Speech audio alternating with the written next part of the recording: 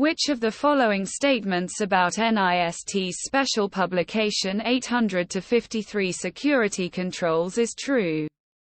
A. NIST's Special Publication 800-53 provides best practices for the development and implementation of secure software applications. B.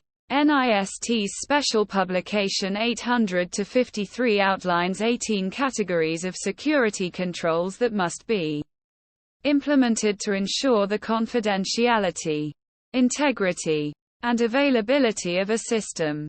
C. NIST's Special Publication 800-53 outlines 24 categories of security controls that must be implemented to ensure the confidentiality, integrity, and availability of a system. D. NIST's Special Publication 800-53 outlines a series of recommended physical security controls.